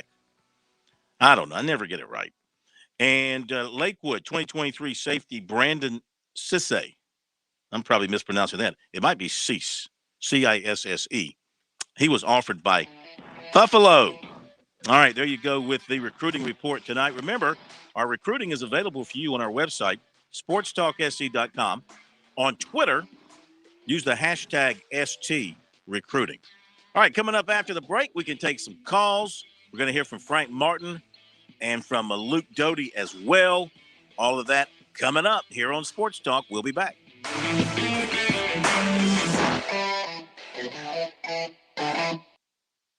On Point Weather is made possible by our friends at Palmetto Citizens Federal Credit Union on 107 The Point. Here's tonight's forecast. We are locked into that same pattern for yet another day. We'll have a cloudy low this evening of 69. Tomorrow, more of what we've had. 60% chance of scattered showers. The high is 77. Now, for the weekend, less chance of rain Saturday and Sunday. Sun might even make a brief appearance, but more clouds than sunshine as highs reach the upper 70s. I'm Kevin Cohen with your on-point local weather. Clemson men's basketball season tickets are on sale now. Starting at $275, you can enjoy all of the action inside Little John Coliseum this season. Home opponents feature South Carolina, Florida State, Duke, North Carolina, Virginia, and more. Visit ClemsonTigers.com to purchase your season tickets. So come back home to Clemson and make your plans to be in Little John Coliseum for a great season of Tiger basketball. With SRN News, I'm Keith Peters in Washington. The 150th anniversary of the Great Chicago Fire of 1871 will mean more talk about Mrs. O'Leary and her cow. But historians, as well as Catherine O'Leary's descendants, want you to know that the woman who has long been blamed for starting the blaze actually had nothing to do with it. They say the cause of the fire remains a mystery, but there is no evidence that the woman's cow kicked over a lantern that started it. They say she was just a woman who lived near where the fire started and was made a scapegoat in large part because she was a poor Irish immigrant. On Wall Street, the Dow by 337 points to 34,754. The Nasdaq rose 152. The S&P advanced 36. Oil up 87 cents to $78.30 a barrel. More details at srnnews.com. Now, who could that be? It's Dominion Energy. I signed us up for a home energy checkup. It's time we learn how to save energy and money. How much does it cost? Not a dime. It's free, and it only takes about an hour. Plus, we get a report on things we can do to make our home more energy efficient. I don't know. Sounds too good to be true. No. See for yourself at DominionEnergySC.com. Where? DominionEnergySC.com. Certain restrictions apply. Kevin Cohen here with Tim Hanberry from Medicare Blueprint. So, Tim, it is open enrollment now for Medicare. How does that impact our listeners at the point? Well, Kevin, now's the time for you to review your Medicare Advantage plan because they can and do change each year. You'll need to make sure that your prescriptions are still covered and at what cost. So what should you do? First, give us a call. We'll ask you a few questions. We'll find out what your prescriptions are and what doctors you see. Then we'll find the best plan for you. We'll do all the work for you. We'll even make sure to show you all the additional benefits you're entitled to. Yeah, listen, I called Tim and his team, and it's just like he says. We've cut our healthcare costs considerably. So don't waste time. Don't waste this opportunity during open enrollment. Give Tim a call at Medicare Blueprint, 803-708-7405, or find him online at MedicareBlueprint.com. That's 708-7405 or MedicareBlueprint.com.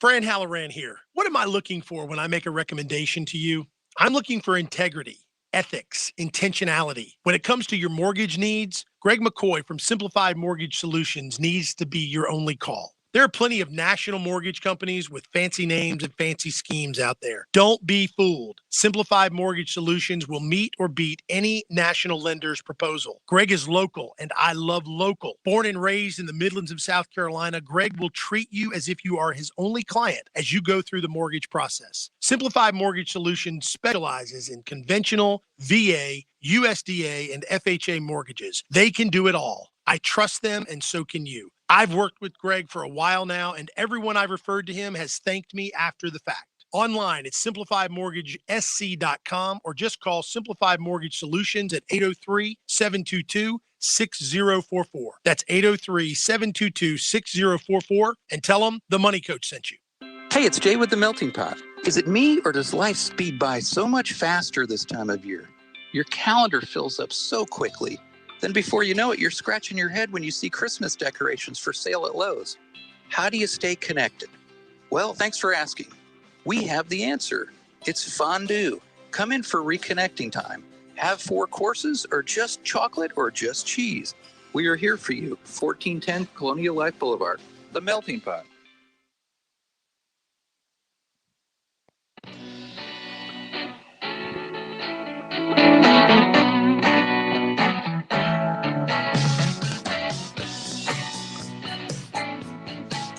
right, they're underway out in Jonesboro, Arkansas. Arkansas State's got the ball first, no score.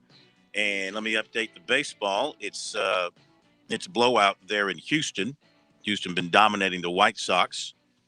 Waiting for an update. 6-1, top of the ninth. So that one's been put to bed pretty much. 6-10-1 for the Stros. 1-7-0 for the Sox. The PGA event this week is the Shriners Hospital Open, Las Vegas. Sung Kang, a 61, that's 10 under. Sung J M, a 63. Charlie Hoffman, a 63. Chad Ramey, a 63. That's the top of your leaderboard. Among the locals, William McGirt, a 66. Russell Henley, a 67. Bill Haas, a 68. Doc Redman's on the course at 3 under. Matthew Neesmith, a 69. Kevin Kisner, a 70. Lucas Glover's on the course at +1. Kyle Stanley, a 73. Also, Brooks Koepka turned in, he's on the course 3 under through 16. So there you go with that. Let's take a few phone calls, and then we'll hear from Luke Doty, Gamecock quarterback, and a little Frank Martin for you as well. Had some folks waiting. Thank you for your patience. We go next to, I don't know which one's first. Is it Billy? Keith. Keith in Camden. Hello, Keith. Welcome in. How are you? Hey, Phil. How you doing tonight? We're good, sir. Thank you.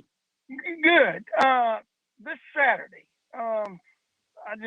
I'm concerned. You know, I know Georgia put 40 points on us, and I know Tennessee's not Georgia, but Georgia ran, I think, 61 or 62 plays. I think we agree. We've been pleased with the defense, but I think we're going to see a team. I think Tennessee's averaging 82 plays a game. So I think we're going to find out really what kind of defense we really have. And the concern is, can we keep the defense off the field? So, I mean, this game scares me. Well, I'm just curious. I don't know what the over/under is, but I think we're going to be pushed. I don't know. Would you take the 42-24? 10.5? Would you take the 10.5 points? I would not. Huh? I would not. You don't think that's enough? I don't think that's enough. Yeah. Unfortunately. Keep in mind, Tennessee's played Bowling Green and they've played Tennessee Tech. So, their numbers might be a little bit skewed. They did play Pittsburgh, which is a pretty good defensive team.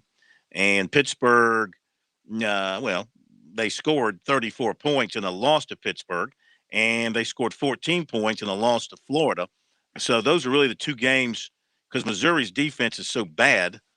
The other two games are the ones that maybe if you look at the numbers, you get a better indication of this Tennessee offense. Yeah. Totally. Right. Yeah, it's hard to get a pick on it, but I just can't get over, in my mind, I just think back to the Kentucky game when all we needed to do was stop them, and Kentucky did what they needed to do that they probably should have been doing the whole game is they just lined up and ran the football and kept us off the field. So that's what scares me. But enjoy the show, and I tell you, I really love when you got Ellis, and I can't think of the other gentleman's. Chuck Reedy. Yeah, Chuck Reedy. I look forward to that every Thursday night. Appreciate y'all putting that together. They are so informative, and they just call it the way it is, and it's a great part of y'all's show. Well, thank you. Thank you very much. Yeah. And who you pulling for baseball? And then I'll hang I don't care. You don't think the I'm Braves done. got a shot? I'm done. Braves, who are they? I'm done. When the Yankees are done, I'm done. I get the same fork and put in me. For the Dodgers, Phil. No, can't. Not pulling for the Dodgers. No, you said start pulling for the Dodgers? No, tell me that you are not pulling. Oh, no. Not in a million years. Good. We're good. Y'all have a good night. Thank you. Not in this lifetime. No, sir. Tennessee has run 379 plays so far this season. That's in 5 games. So do the math. 379 divided by 5. That's about 50, 60, 75 plays a game. Yeah, that's good. Like I said earlier, they're getting off about 2 snaps per minute. So they're getting, they're getting down, they're running their plays, they're getting up, they're getting back to the line of scrimmage.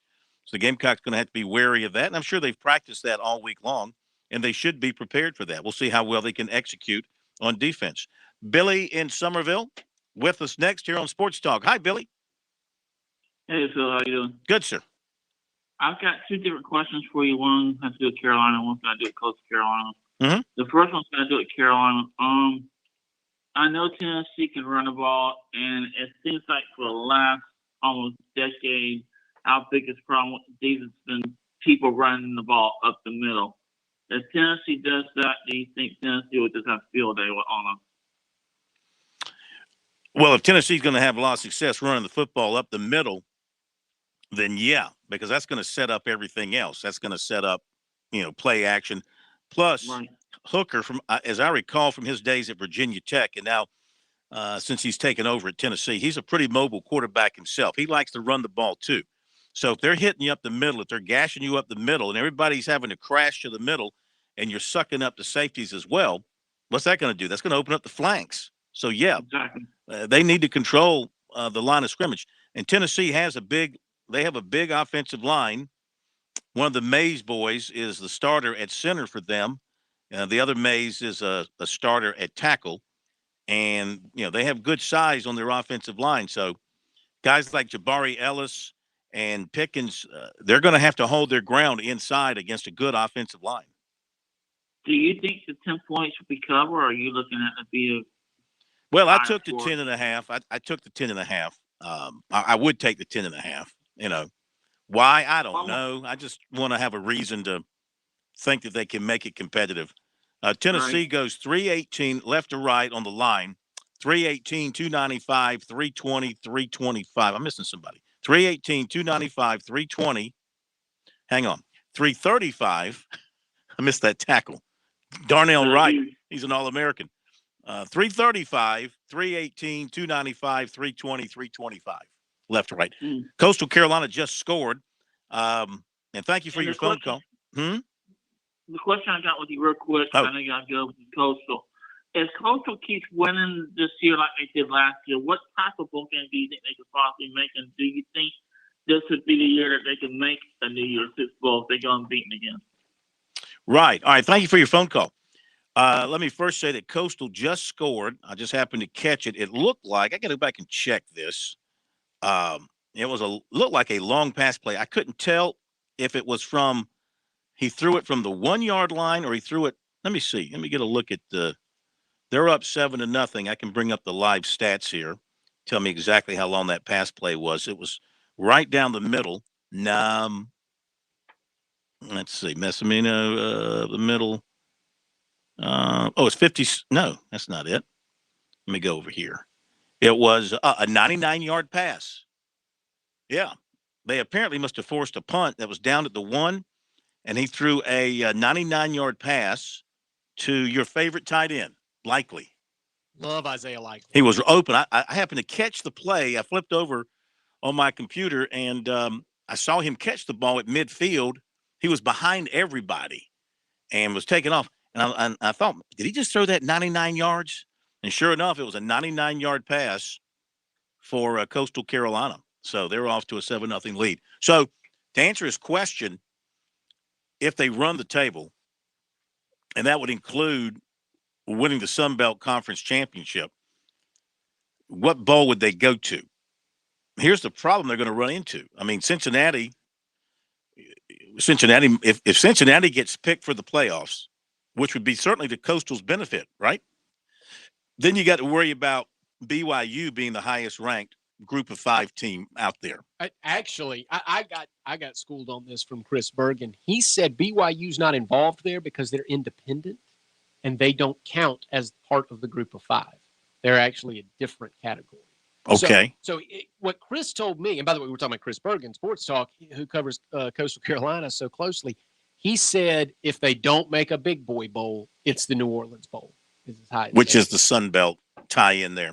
All right, thank you very much. 7-0. Coastal Carolina has jumped out in front of Arkansas State.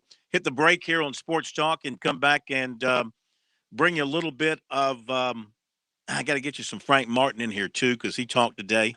And maybe we'll bring you some Frank Martin. Bring a little basketball. Bring a little basketball your way. How about some Frank Martin?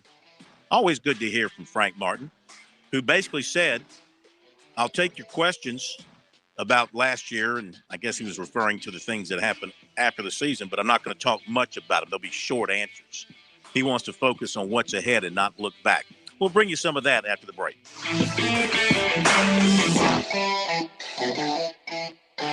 Life. It has its ups and downs. Sometimes it's little things like hitting every red light or dropping your cell phone. Maybe it's the bills, rent, or pressure at work. But when it comes to the South Carolina Education Lottery, you should never feel like playing will solve everything. The lottery is a game. It's played for fun. So set a dollar amount. Expect not to win and make sure responsibilities, family, friends, and work come first. Visit playresponsiblysc.com. We understand how important it is to have transportation you can rely on. So no matter what the road ahead brings, we'll be there, offering you and your family the support that's made Farm Bureau Insurance a trusted name for nearly 70 years. You deserve more. You deserve a promise. Learn more at scfbins.com. In Irmo, call me, Alex Satterfield, at 803-749-9171.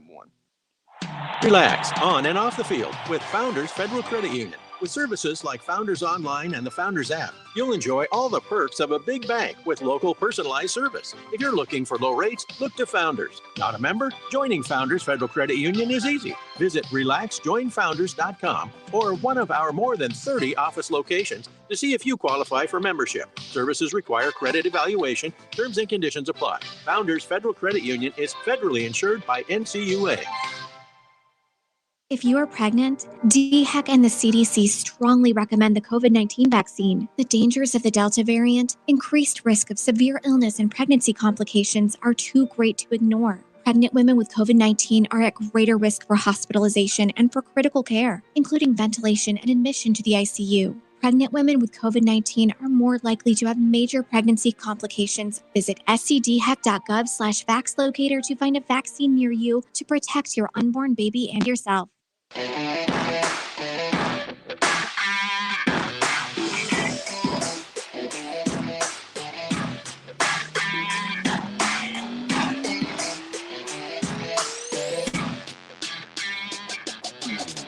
right, today Frank Martin met with the media over the USC practice facility for the first time heading into this season. A little preseason press conference, opened with a statement and took a bunch of questions. So we bring you his opening statement and a few of those questions presented to him today. Here's Frank Martin. My opinions in the summer were genuine about this team, as far as them as individuals and their enthusiasm for being here. We didn't have a full team till the last 10 days of summer. So there were a couple guys that I didn't know how they were going to fit into what we were doing. But now after preseason workouts in the weight room, conditioning, and then obviously being on the court, I'm even more excited than I was back in the summer when I was trying to get to know these guys as human beings. So it's I'm extreme. Our depth is fun. Our physicality, which is something that we've lost over the last couple of years, is in place again. We got size. We got guys that are shot makers. We've got a freshman that's going to become. As he adjusts to college basketball, he's going to do what he did in high school. He is an elite scorer, and Devin Carter. So and then the first year guys, which we obviously I don't. We've got 8. How many first year? 8, 9, 9.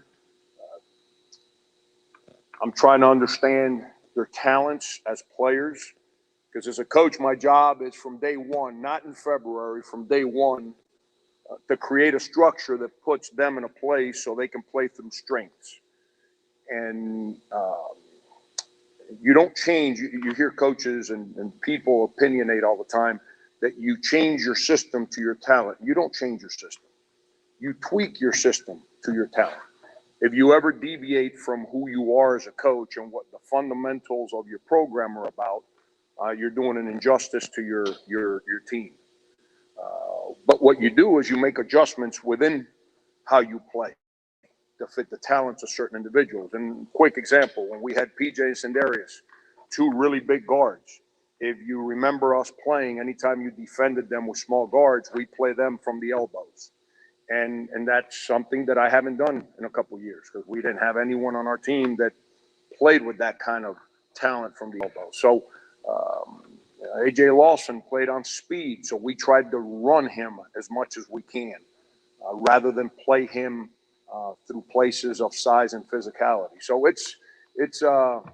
but that's what we're supposed to do, and that's what my job is each and every year. It's a heck of a lot easier when you coach somebody for 2-3 years. It's a little more complicated when you do it for a couple months, but that's okay. It's that's the enthusiasm of our business, that it changes every single year. It's there's not 2 years that they're the same. You manage teams differently. You want your players to grow, so you as a coach have to continue to grow.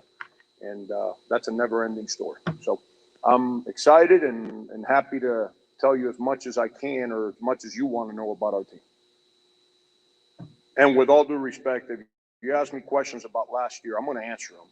But I might be short because I'm past last year. I'm into this year. It's one of the hardest things I've ever done professionally, not as a human being, was basically step away from everything I believe in defensively last year. And I had to make major adjustments midstream just because to play the way we play takes an unbelievable amount of repetition. Defensively, I'm talking about. And we didn't have that repetition. It takes continuity. It takes guys to understand the speed and the unity that you got to have. That's not developed in games. That's developed every single day in your practices. But we did what we had to do. Obviously, nothing I did last year worked. So that just fell in line with everything else. But I've talked defense with this team earlier than I usually do. Because we got too many first-year guys. And let's be honest, guys like Trayvon and then Keyshawn and Jermaine and Wildens, we all got away. And Trayvon is basically his first year. He wasn't here in preseason last year. And all those other guys, we got away from who we were defensively. So I've tried to recenter them and then communicate our verbiage to the new guys so they comprehend where to start and the language that I use. And when I say language, I'm not talking about the ones you guys like to have fun with. I'm talking about the actual basketball XNO language that we use in our program. My enthusiasm for this team is their willingness to learn what we do. And I asked two players in a meeting, and they've cleared it with me that it was okay for me to count, because I tried not to. I'm not perfect, obviously, to share private conversations with the public unless the players are comfortable with it. But one of our first meetings we had this year, I asked two players. I asked Wildens Lebec, why'd you stay? And he said, because I believe in who we are and I believe in you. Then I asked James Reese, I said, why'd you leave a starting job at a team that won the league 2 years in a row, that won a game in the NCAA tournament, to come here?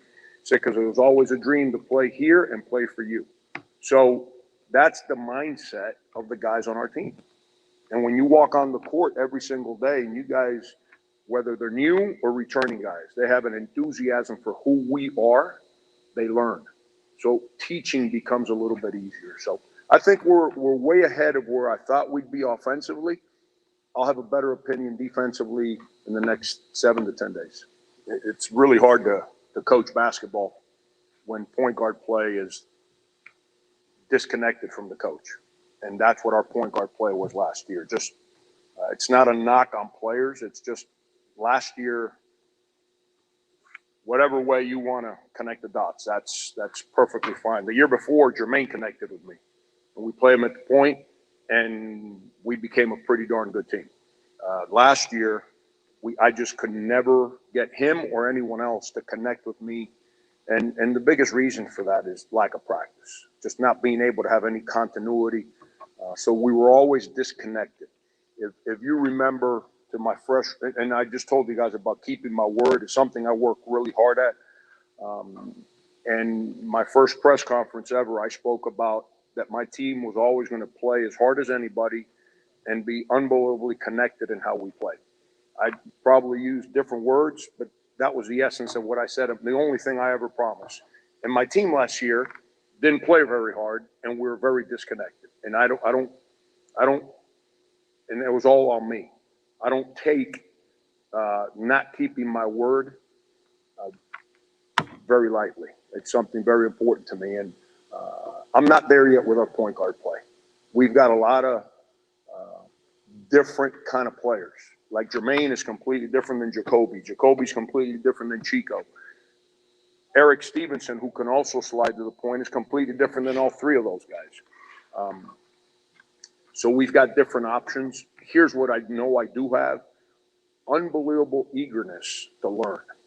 I got to be careful how I state this, because in today's day and age, whenever someone expresses something, the part that's highlighted is not what they express. The part that's highlighted on social media or publicly, whatever, is what they don't say. And that's unfortunate, because that means that we can never express any truth, because no one focuses on what I say. It's always what I don't say that matters. I have spent more time in my office with these players, just learning about each other, about life, about my history, about how we play. My point guards have come in to ask me to see film on old point guards I've coached, to see them play, than I have the last 2 years. So I'm not saying the previous 2 years are bad. I'm just saying that's why I'm excited about what's in front of us with these guys. And that's why I prefaced my answer with what I said. I don't, we're in a difficult moment right now, because everybody wants the person responsible for something to speak the truth. So when you express the truth, what you say is not highlighted. It's what you don't say that gets put out there. And these guys they've gone out of their way, whether it's the freshmen, the transfers, or the returning guys. They've gone out of their way to connect with me. And like as a coach, I really appreciate that.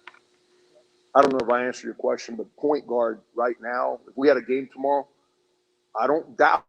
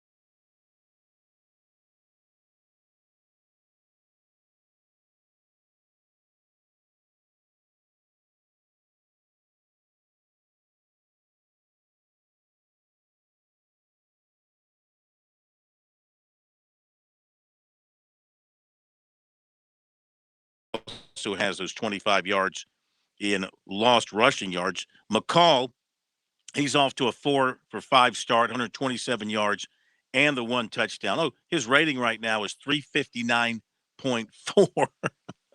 359.4. So we'll see what happens here. Chris Bergen is there, and he'll have a full report on our website, SportsTalkSC.com, later tonight. Tell you all about it. Looks like Coastal Carolina could have a very big night there in Jonesboro, Arkansas. Tomorrow night, we'll be on our way to Knoxville, so we'll join you from there. Smitty will be here. Pat will be off. We hope you'll be with us. Thanks for being with us tonight. Have a great night. It's a Football Friday brought to you by Founders Federal Credit tomorrow night. Looking forward to it. High school, college, and pros. We'll see you tomorrow. In the morning, afternoon, and evening. Columbia's local talk radio experience. 107 The Point.